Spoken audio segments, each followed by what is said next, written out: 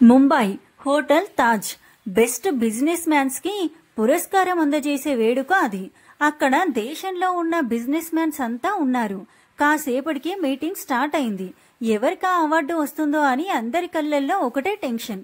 చివరగా వ్యాఖ్యాత మైక్ లో the best business man of the year goes to అని ఆపింది.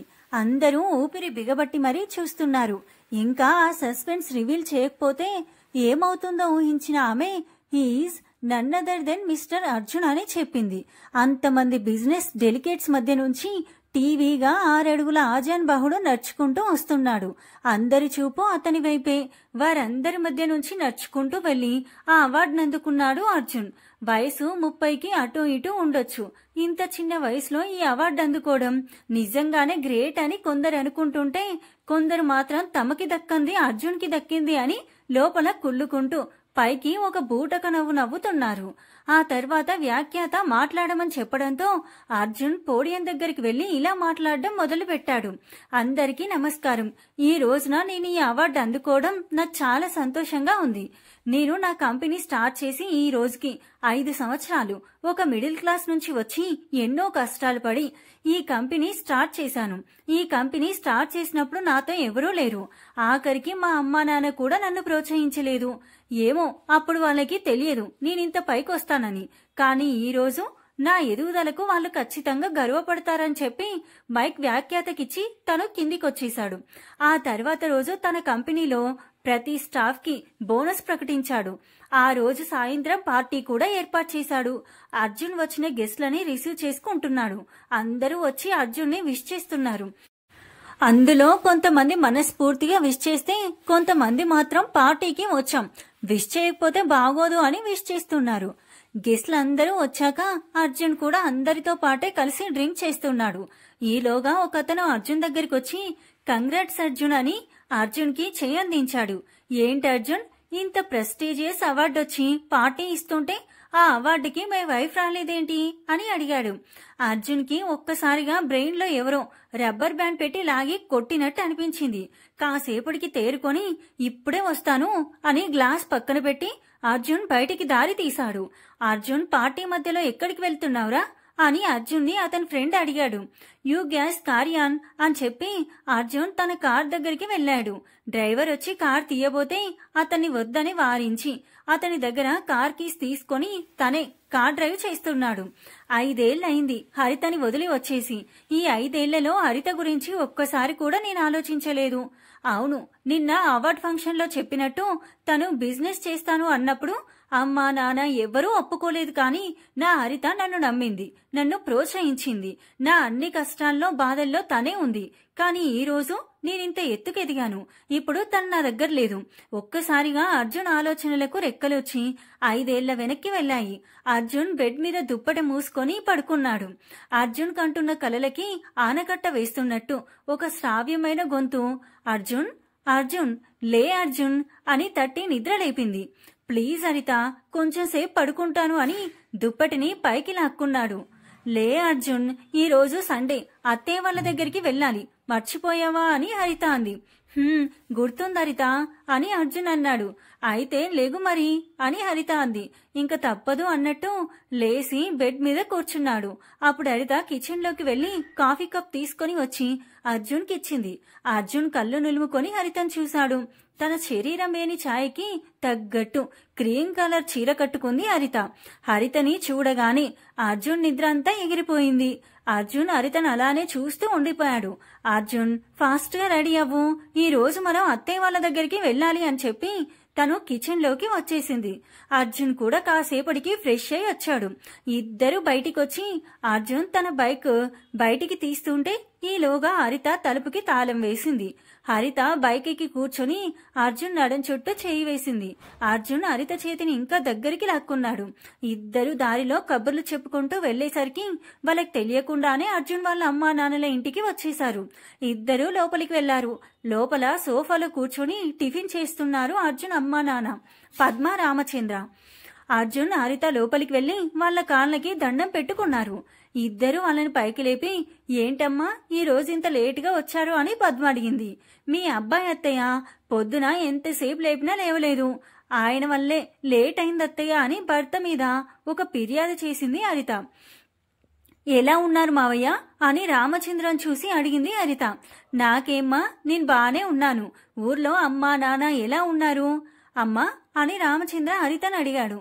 హా, బానే ఉన్నారు మావయ్య. తమ్ముడికి జాబ్ వచ్చిందంట మావయ్య. నెక్స్ట్ వీక్ లో వెళ్లి జాయిన్ అవ్వాలి అంట అని హరిత అంది.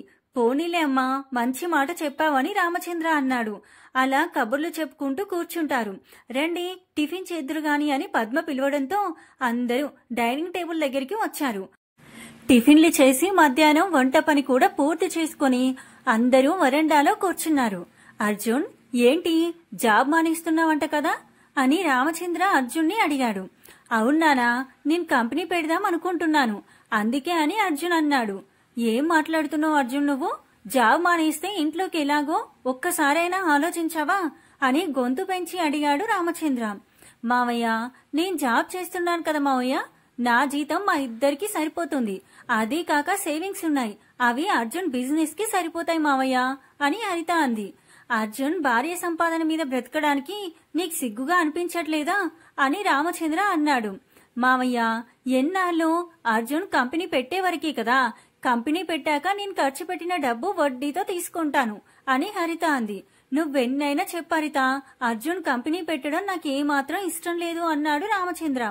మావయ్య, అర్జున్ కంపెనీ పెట్టాలనే విషయం నాకు పెళ్ళినప్పుడే చెప్పారు. ఈ కంపెనీ అర్జున్ డ్రీమ్ మావయ్య. ఇలాంటి టైంలో మనం అర్జున్ కి అండగా ఉండాలి అని హరిత అంది. ఇంకా రామచంద్ర ఏమీ మాట్లాడలేదు. సాయంత్రానికి అర్జున్ హరిత ఇంటికి వచ్చేశారు. ఒక నెల తర్వాత అర్జున్ రైస్ కర్రీస్ టేబుల్ మీద పెట్టాను, దోసల పిండి ఫ్రిడ్జ్ లో ఉంది, ఇప్పుడే వేస్తే చల్లారిపోతాయని వేయలేదు అని అర్జున్ చేతికి కాఫీ ఇస్తూ తను లంచ్ బాక్స్ తీసుకుని ఆఫీస్కి వెళ్ళింది. ఆ రోజు సాయంత్రం హరిత ఇంటికి వచ్చేసరికి పద్మ, రామచంద్ర ఉన్నారు. వాళ్ళని చూసి మావయ్య ఎప్పుడొచ్చారు, కాఫీ తీసుకొస్తాను ఉండండి అని లోపలికి వెళ్ళబోయింది. నువ్వు కూర్చో అమ్మా, అలసిపోయి వచ్చావు, నేను పెడతాను అని పద్మ కిచెన్ లోకి వెళ్లి ముగ్గురికి కాఫీ తీసుకుని వచ్చింది. ఈలోగా అర్జున్ ఇంటికి వచ్చాడు. వాళ్ళని చూసి ఒక నవ్వు విసిరి బెడ్రూమ్ లోకి వెళ్లి ఫేస్ వాష్ చేసుకుని హాల్లోకొచ్చి సోఫాలో కూర్చొని హరిత కాఫీ తీసుకురా అని అన్నాడు. అమ్మా హరిత, పొద్దున్నుంచి ఆఫీసులో పనిచేసి అలసిపోయి వచ్చాడు మీ ఆయన, వెళ్లి కాఫీ తీసుకురమ్మా అని రామచంద్ర అన్నాడు.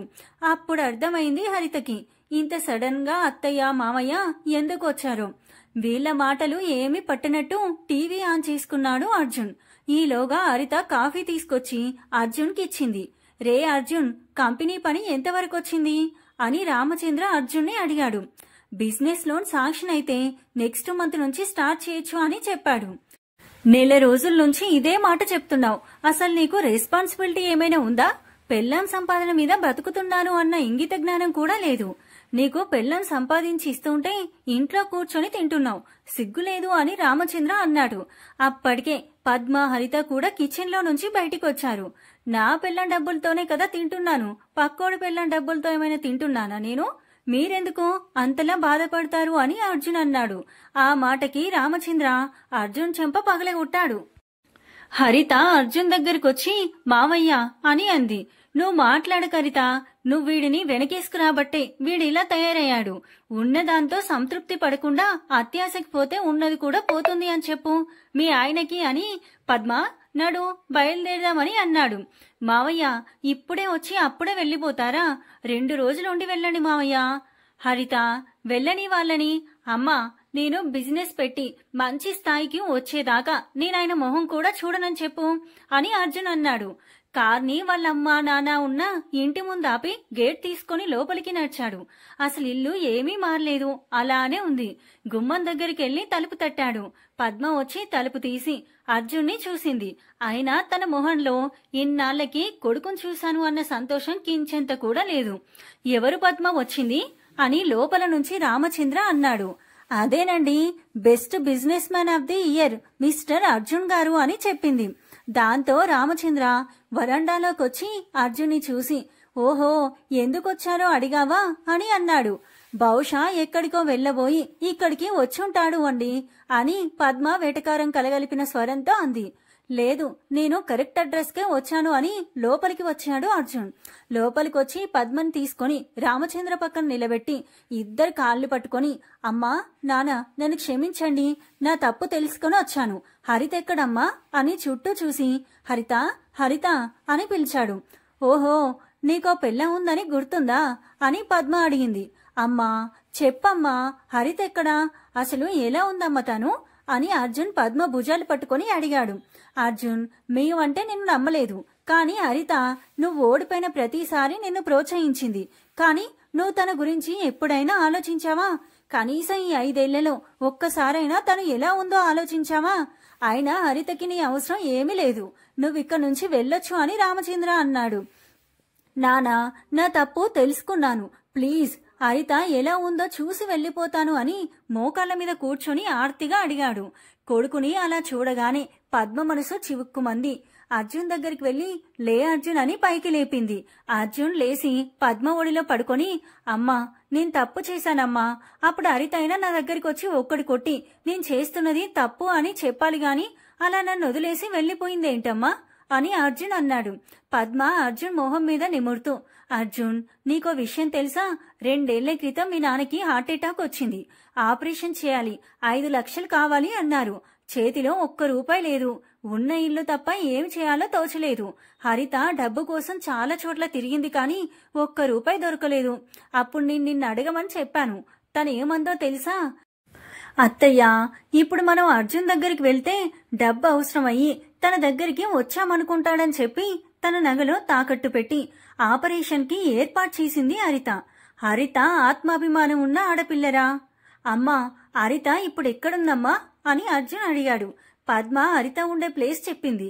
వెంటనే బయటికొచ్చి కార్ దగ్గరికి వెళ్లబోయి ఒకసారి వెనక్కి తిరిగి అక్కడున్న తన రాయల్ ఎన్ఫీల్డ్ తీశాడు. అది ఇప్పటికీ కొత్త దానిలాగే ఉంది.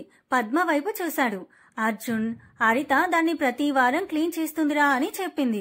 అర్జున్ నవ్వుకొని బైక్ స్టార్ట్ చేసి తన గమ్యానికి దారి తీశాడు. అతని బండి ముందుకు వెళ్తుంటే అతని ఆలోచనలు వెనక్కి వెళ్తున్నాయి. హరిత బిజినెస్ లోన్ శాంక్షన్ అయింది అని అర్జున్ ఇంటికొచ్చి హరితతో చెప్తున్నాడు. కంగ్రాట్స్ అర్జున్ అని హరిత అర్జున్ ని విష్ చేసింది. హరిత, ఈ రోజు సరదాగా ఎక్కడికైనా బయటికెళ్దాం, రెడీ అవ్వు అని అర్జున్ అన్నాడు. ఎక్కడికి అర్జున్ అని హరిత అడిగింది. సాయంత్రం దాకా అలా పక్షుల్లా విహరించి తర్వాత గోటికి చేరుకుందామని అర్జున్ అన్నాడు. లేదు, అత్తయ్య వాళ్ళ దగ్గరికి వెళ్దాం, ఈ విషయం తెలిస్తే వాళ్ళు చాలా సంతోషిస్తారు అని హరిత అంది. లేదు హరిత, ఇంకా బిజినెస్ లో ఫస్ట్ స్టెప్ లోనే ఉన్నాను, నేను సక్సెస్ అయ్యాక వాళ్ళ దగ్గరికి వెళ్తాను. అర్జున్, చిన్న పిల్లల్లా బిహేవ్ చేయకు, అసలే ఇప్పటికే వాళ్ళని చాలా ఇబ్బంది పెట్టాం, ఈ వయసులో వాళ్ళని కష్టపెట్టడం కరెక్ట్ కాదు. నీ గురించి నేను కూడా వాళ్ళకి దూరంగా ఉంటున్నాను కదా అర్జున్ అని హరిత అంది. ఆ మాట అర్జున్ ఇగోని హర్ట్ చేసింది. నీకు వాళ్ళని ఇబ్బంది పెట్టడం ఇష్టం లేకపోతే నువ్వు కూడా వాళ్ళ దగ్గరే ఉండు, అంత కష్టంగా నా దగ్గర ఉండొద్దు అని అర్జున్ చాలా పొలైట్ గా అన్నాడు.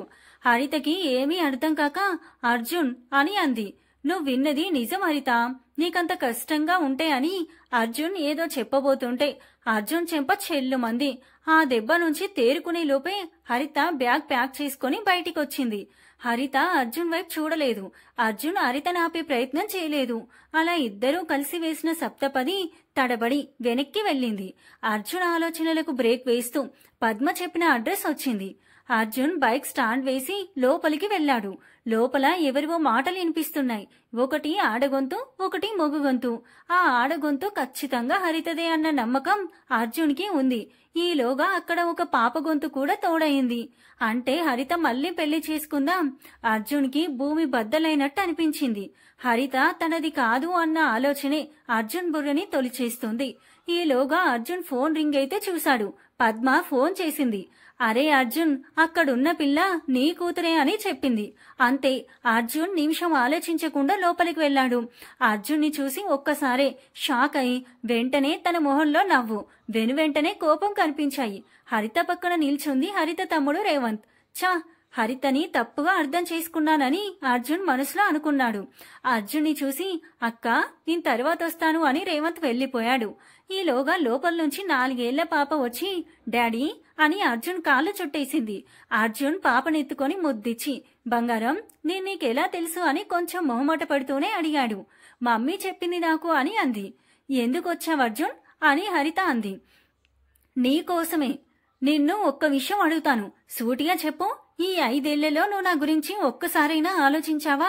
లేదు అని అర్జున్ తల అడ్డంగా ఊపాడు.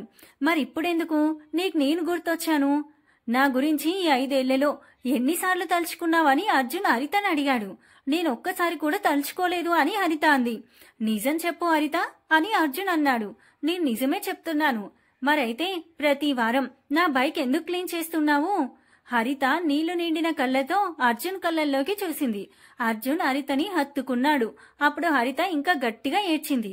అర్జున్ కాసేపు హరితని అలాగే పట్టుకుని ఉన్నాడు.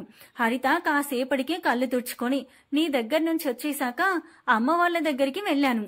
అప్పటికే నేను ప్రెగ్నెంట్ అని తెలిసింది. అప్పుడే మా తమ్ముడు ఎవరో అమ్మాయిని ప్రేమించి పెళ్లి చేసుకున్నాడు. చుట్టుపక్కల నలుగురు అమ్మా నాన్నని 4 మాటలు అనేవారు. అదే టైంలో నేను నిన్ను వదిలేసి రావడంతో ఆ మాటలు ఇంకా ఎక్కువయ్యాయి. అమ్మా నాన్న ఆ కోపం నా మీద చూపించేవారు. ఇంకా వాళ్ళని బాధ పెట్టడం ఇష్టం లేక నేను దూరంగా వచ్చేశాను. అక్కడికి వెళ్లడం కూడా మానేశాను అని హరిత అంటుంటే సారీ హరిత, నేను చేసిన దానికి అని సారీ చెప్తే సరిపోదు అని అన్నాడు. నేను నీతోనే ఉంటాను అర్జున్. నువ్వు కొట్టినా తిట్టినా నీతోనే ఉంటాను. నేనెప్పుడు వైఫ్ ఆఫ్ అర్జున్నే అని హరిత అంది. కాదు హరిత, నువ్వు వైఫ్ ఆఫ్ అర్జున్ కాదు, నేనే హస్బెండ్ ఆఫ్ హరిత అని అన్నాడు.